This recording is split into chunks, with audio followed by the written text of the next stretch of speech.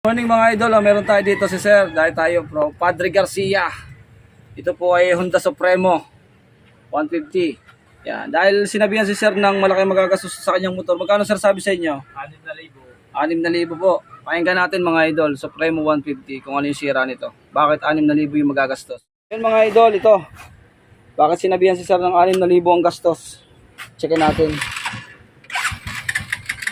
Yan. Yan. Yan po yung ingay. Para siyang may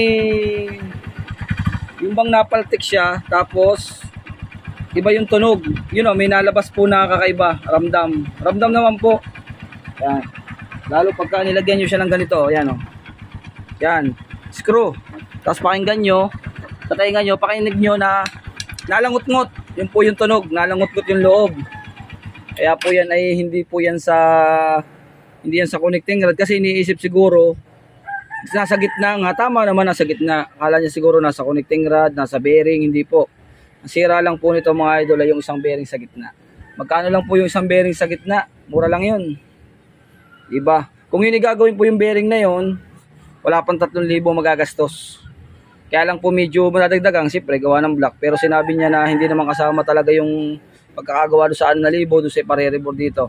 Pero sobra po kung 6,000 ang kukunin, napakataas mga idol. Bearing lang po sa gitna sira nito. Nabaklasin natin. Yan mga idol oh.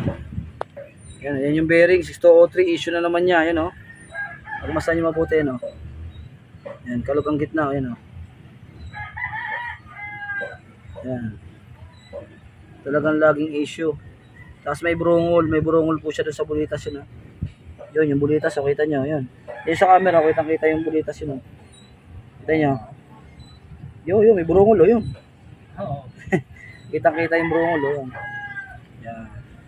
Akalasin natin yan. Maganda nga po, yan na, okay na. Yung Supremo po, yan na po, wala na pong ingay. Lagi pong issue niya ay 6203 bearing.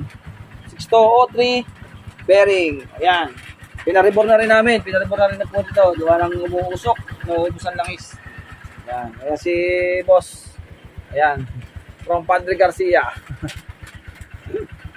Okay na mga idol oh. Wala nang ingay. Kahit pisilin na yung clutch oh. Hindi na siya nag-iingay. Kasi sa 6203 bearing, mararamdaman nyo talaga na may kumakayod. Tapos pagka hinipo mo yung clutch, medyo may nasabit. Ganun ang nararamdaman. Tapos sa nanak mo din, ganun din. Yung parang kumakaslig ang kambyo. Doon mararamdaman. Iba. Ramdam na may-ari talaga pag may sira. Ay sa iba, pababayaan na yun. Kasi walang nararamdaman. Basta na malaga natakbo. Ayan. Yan mga idol, 6203 lang po. Alright na naman tayo dyan.